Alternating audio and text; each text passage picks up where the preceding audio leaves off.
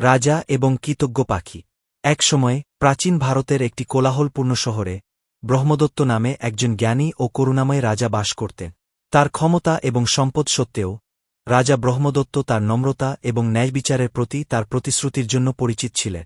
একদিন রাজা যখন তার রাজ্যে ঘুরে বেড়াচ্ছিলেন, তিনি লক্ষ্য করলেন একটি ছোট পাখি শিকারীর জালে আটকা পড়েছে। পাখিটি মরিয়া হয়ে ঝাঁপিয়ে পড়ল, মুক্ত হওয়ার চেষ্টা করল, কিন্তু তার প্রচেষ্টা বৃথা গেল।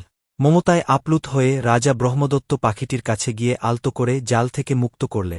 রাজার দয়ার জন্য কৃতজ্ঞ পাখিটি আনন্দের সাথে কিচিরমিচির করে বলল, হে মহারাজ, আমার জীবন রক্ষা করার জন্য আমি আপনার কাছে গভীরভাবে ঋণী। দয়া করে আমাকে যে কোনো উপায়ে আপনার দয়া শোধ করার অনুমতি দিন। রাজা হেসে উত্তর দিলেন, পিচ্চি, তোমার কৃতজ্ঞতাই আমার জন্য যথেষ্ট। তবে যদি তুমি সত্যিকার অর্থে আমাকে শোধ করতে চাও, প্রতিজ্ঞা করো যে কখনো কারো ক্ষতি করবে না এবং সর্বদা অভাবীদের সাহায্য করবে। পাখিটি গম্ভীরভাবে মাথা নেড়ে রাজার কথা মেনে চলার প্রতিশ্রুতি দিল। কৃতজ্ঞ চিৎকারে তা উড়ে গেল আকাশে। বহু বছর কেটে গেল এবং একদিন রাজা ব্রহ্মদত্ত যখন বনে শিকারে বেরিয়েছিলেন, তখন তিনি নিজেকে হারিয়ে এবং একা দেখতে পেলেন। রাত নেমে এল, আর সে অরণ্যের গভীরে ঘুরে বেড়াল, চিন্তায় তার মন ভারাক্রান। ঠিক যখন সে ভাবল সব আশা হারিয়ে গেছে, তখন সে পাখির কিচিরমিচির শুনতে পেল।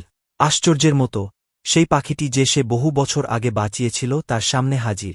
রাজার দয়ার কথা স্মরণ করে পাখিটি তাকে নিরাপদে বন থেকে বের করে তার রাজ্যে ফিরিয়ে দিল। কৃতজ্ঞতায় ভরা রাজা ব্রহ্মদত্ত পাখিটিকে ধন্যবাদ জানিয়ে বললেন, সত্যি তোমার দয়ার কোনো সীমা নেই, তুমি আবার আমার জীবন রক্ষা করেছ। পাখিটি হেসে উত্তর দিল, হে মহিজান রাজা, এটি আপনার দয়ার জন্য আমার কৃতজ্ঞতার একটি ছোট নিদর্শন। মনে রাখবেন, সহানুভূতি এবং দয়া সর্বদা তাদের কাছে ফিরে আসার পথ খুঁজে পায় যারা তাদের মূর্ত করে।